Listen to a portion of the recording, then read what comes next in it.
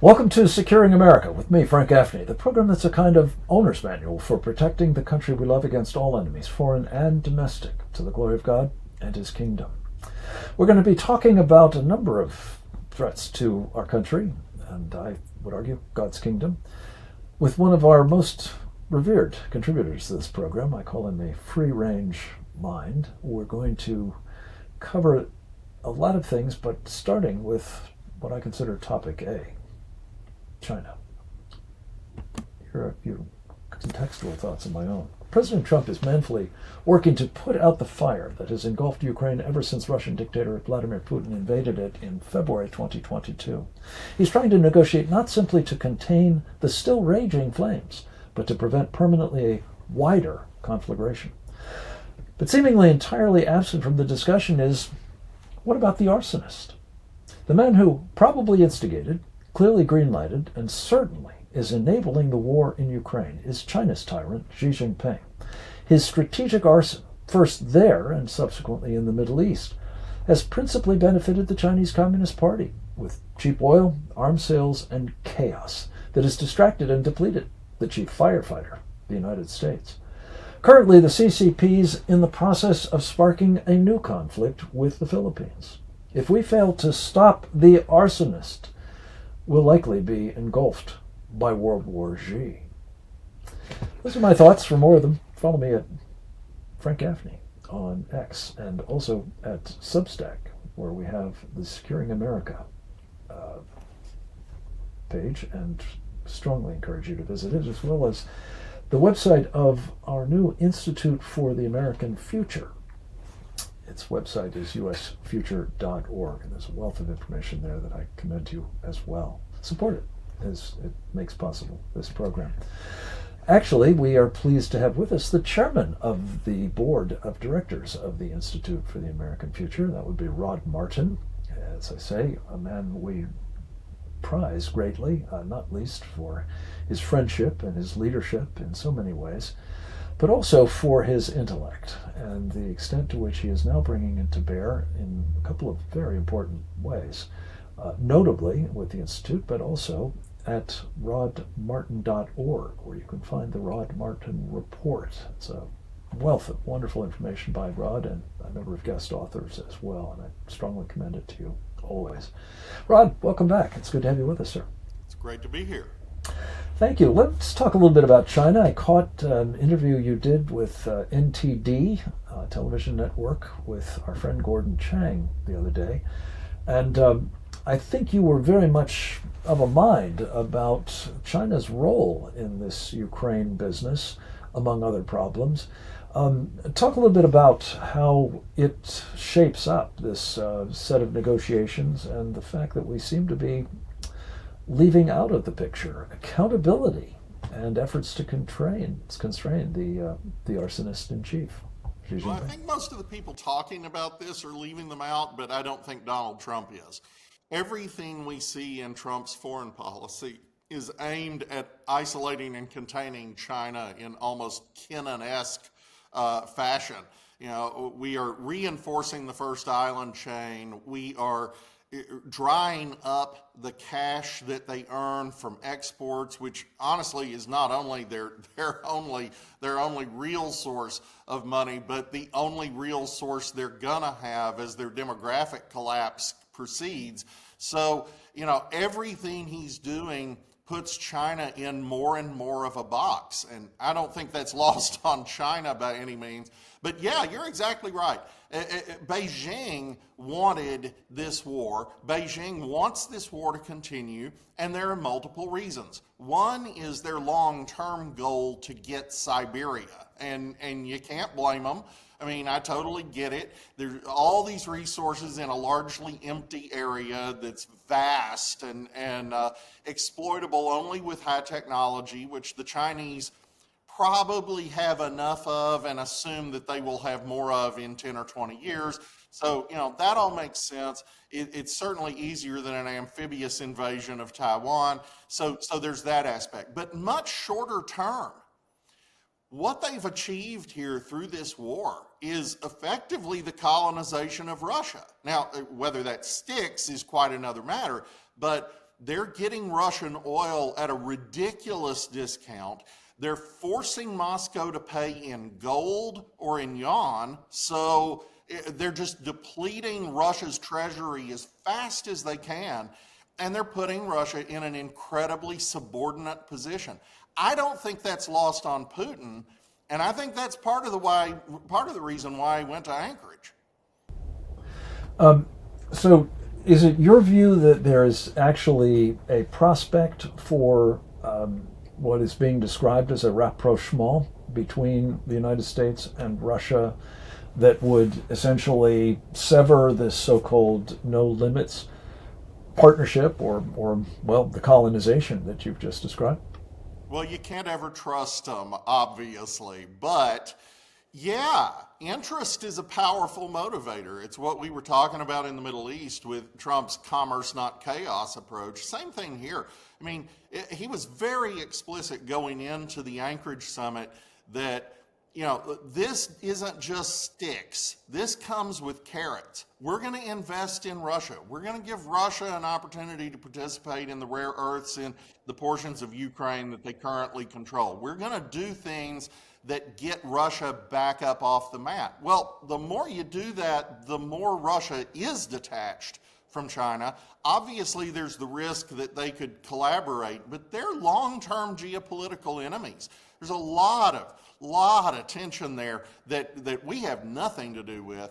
So if Russia is stronger, but in a framework that keeps them neutralized with regard to threatening NATO, the natural result of that is harm to China's position, and it makes it harder for China to actually get control of Siberia. So on balance, I think Trump's on the right track here. And with respect to China, I think your point is very well taken about Siberia. I'm not so sure I agree with the prospects for rapprochement, frankly, simply because I think they've effectively sold their soul to the Chicoms. But Siberia, I think you're absolutely right, is not only an aspiration of Xi and company to colonize it, but they're well on their way to doing it, as I understand it. You've got substantial numbers of Chinese now populating that largely unpopulated area, as I understand it, and that may mean this is a more near-term prospect than otherwise would be expected. On a proportional basis, the Russian Far East has a much, much worse illegal immigration problem than we had under Biden. And the problem... And it's mostly Chinese.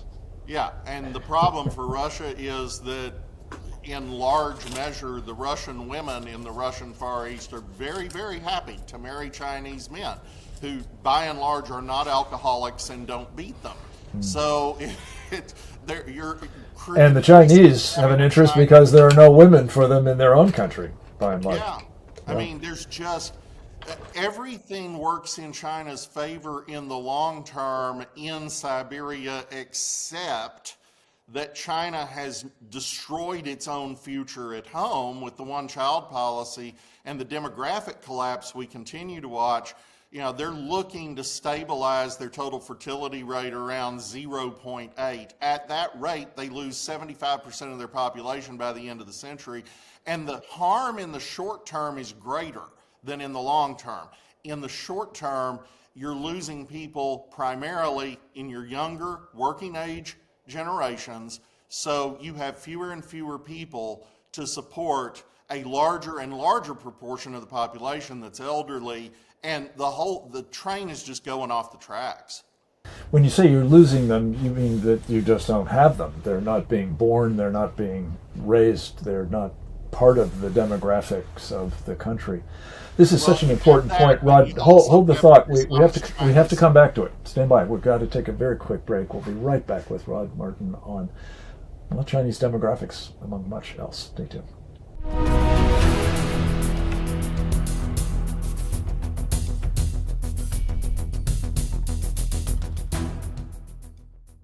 We're back, and so is Rod Martin, the chairman of the Institute for the American Future. I'm very proud to say he is also the well, driving force behind rodmartin.org, a wonderful online resource which I strongly commend to you. It compiles his written materials, those of guest authors, and also video appearances, including sometimes those of this program as well. We're always delighted to see it there. Rod, I hated to interrupt you, but you were making a very important point about the demographic time bomb that is China as a result of its one-child policy.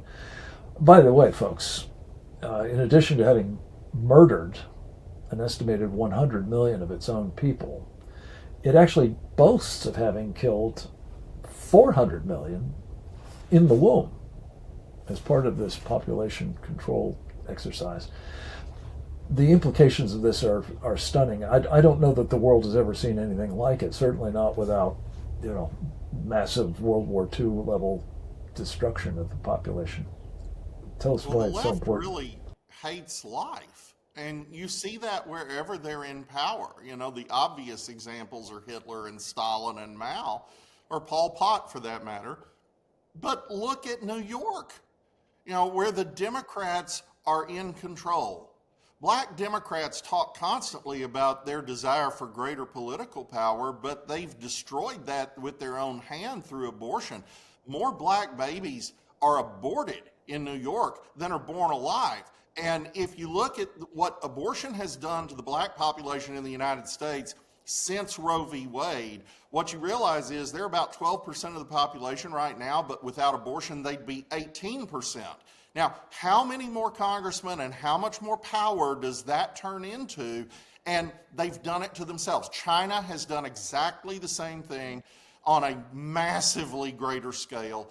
And the net result is just catastrophic over time. And the point I was making right before the break was that part of the problem here, and it's catching up with them, is that China lies about all of this.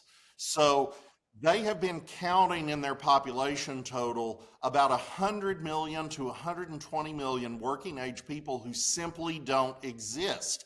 And it's not even so much that Beijing was lying about it as the local governments were lying to Beijing, because everything in the system is incentivized to lie. And so their statistics are bogus. Everything about their earnings reports are bogus. And that's why you're seeing this enormous capital flight from China. We have seen foreign direct investment in China drop 97% in the last 3 years, most of which is flowing into the United States. And that is a geopolitical catastrophe for them. Indeed. I do have to just mention that the impact that you've just described on the black population in the United States, ongoing impact, by the way, was actually Margaret Sanger's purpose in creating Planned Parenthood, was to suppress the black population, was it not? Another place where this is operating, Rod, is the District of Columbia as well, which has a substantially black majority. It has also been ridden with considerable crime in recent years, and homelessness, and drugs and the like. President Trump has decided that he's going to act to do something about it, essentially federalizing the law enforcement functions to clean up the homeless encampments and provide a measure of security for the population. There's a lot of cavilling about that from the left. He's offering to do it for a couple of other cities, including, I think, New York. What are your thoughts about this initiative? Well, it's brilliant politics more than anything else. What it does is it humiliates the leaders of every major city in this country except Miami. And why do I accept Miami? Because Miami's run by Republicans. It's the only major city that is. Every other city is run by these Democrat machines that have just driven them into the dirt. Your most extreme case, of course, being Detroit. And they're just horrifying war zones. You're safer walking the streets at night in Baghdad than in Chicago. And that's been true for decades. and they keep voting for the same people. So what Trump is doing is just forcibly humiliating the DC government. And yes, you could actually make some progress in DC by repealing the Home Rule Act. That actually would be a good thing, because that city is intractably Democrat and they're always going to run it this way. But in cities like New York, in cities, maybe not Chicago, but lots of others, there's actually a real prospect. Dallas is a good example, where you could actually have meaningful encroachment by Republicans into the population of the city. That would be a tsunami for American politics. Interesting, especially at a time when redistricting is a thing. Rod, one last thing I'd like to cover with you, and you may not have seen it, but over the weekend, speaking of New York City and its travails, a demonstration made up of the red-green axis. I'd throw in the blue for world government types as well, but principally communists and Islamists or jihadis, or their sympathizers at least, took over part of the sacred ground of the 9/11 attack in New York City. And they did so to insist on freeing Palestine. But it seems as though it was a foretaste of what we can expect a lot more of if this Democratic mayoralty nominee, Zoran Mamdani, is in fact elected mayor of the city. What are your thoughts about the prospects for that, and particularly, as our friend Trevor Loudon has suggested, that this guy is going to be building a counter state as a sort of subversive effort, given A, his communist ties, and B, the fact that he's a 12er, for heaven's sakes, in connection with his tradition of Islam.